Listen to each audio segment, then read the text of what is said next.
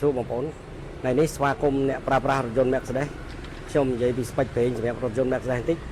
Mercedes ní ai bây giờ hay cho năm pi đọc ram hay kỳ lại mấy bài nghe bóng bốn này của vấn đề trong những bóng bốn ai phở bè lan ở rộng chúng tôi lan ở rộng tầng ó cứ trong năm hai chút về mà sân rồi mẹ lan ở rộng thà tá cua pra là bị mất đầm bay ao tròn tới cầm ao cro cầm ao giống về tròn cái đáy miền Bắc ha thà tá cua dương phở ấy khác anh ấy dùng tayจะដាក់តែtrong chuẩn bị bom bom thanនេះជា advanced engine treatment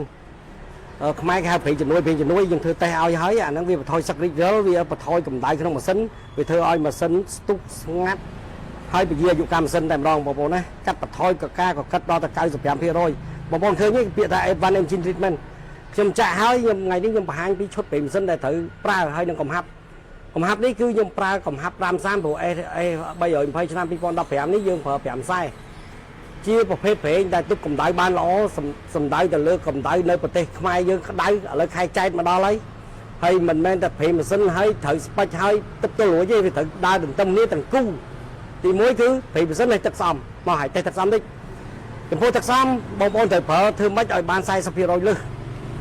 ដូរទៅក្នុងឲ្យមានលបាយយ៉ាងម៉េចឲ្យបាន 40% លើសឥឡូវនេះគឺទឹកវានេះគឺខូចតែម្ដងកកមកល្ងឹតស្លុបតែម្ដងចឹងឡានជីមិនស្រួលទេបងប្អូនណាហានិភ័យច្រើនណាស់បងប្អូនដឹងស្រាប់ហើយឆេះឡានក៏អាចទៅសារនឹងដែរតឡានកម្ដៅខ្លាំងគ្មានអីទប់ជាប់ទេចឹងយើងដូរទឹកស្អំប្រេងម៉ាស៊ីនឡានហ្នឹងដូរទឹកស្អំប្រេងម៉ាស៊ីនហើយនឹងប្រេងប្រាំងឥឡូវខ្ញុំនិយាយតែប្រេងម៉ាស៊ីនសិនណាកំហាប់មិញមកលើ530ជីទូទៅបងប្អូនដែលយើងដាក់កម្របនៅស្រុកខ្មែរយើងប្រើ530នឹងសម្រាប់ឡានថ្មីតែនេះខ្ញុំនិយាយ540ហើយក៏ខ្ញុំមិនមែនអត់530ទេខ្ញុំយកមាន530ណា530នេះគឺ530 F1 fully synthetic 540 fully synthetic ដែលមាន MB band approval បងប្អូនណា MB band approval ហើយខ្ញុំនិយាយពី API CSP ចុងក្រោយបច្ចេកវិទ្យាគ្រឿងបង្គុំម៉ាស៊ីនវាត្រូវជាមួយនឹងគ្រឿងបង្គុំម៉ាស៊ីនចុងក្រោយឆ្នាំ2015ឡើងគឺត្រូវ perfect ទេអត់មានយក API SN យកទៅដាក់ទេហើយចំពោះ AZ C3 និង topic បងប្អូនថាយកឡានដាក់ម៉ាស៊ីនបានអូខេដាក់ម៉ាស៊ីនបានសម្រាប់ដែលSedan ជាពិសេស BMW យើងអាចដាក់បានហើយនេះខ្ញុំនិយាយពីចង់និយាយថានេះ MB band approval ណាបងប្អូនណា229.31 229.52អញ្ចឹងសម្រាប់នេះគឺយើងអត់ប្រើទេយើងប្រើ540ហើយ F1 ណោះយក530 F1 530ហើយនេះ530ឃើញទេបងប្អូនណា530នេះគឺសម្រាប់រថយន្តថ្មីហើយវាស្រើបង្គំនឹងណែនគ្រឿងបង្គំបងប្អូនជាងដឹងហើយពេលណែននេះ530សម្រាប់នេះដកទឹកនេះចឹង530នេះ530សម្រាប់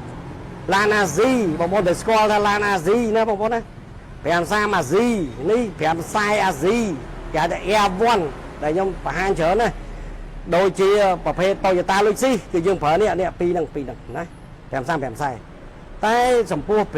530 F1 របស់អឺរ៉ុបគឺយើង530អឺរ៉ុបចង់ជំរាបចឹងទេហើយចំពោះឡានម៉ាស៊ូតគឺយើងមាន API CK4 ថ្មីត្បិតតែអានេះ recommend C3 នៅអឺរ៉ុបគេប្រើ C3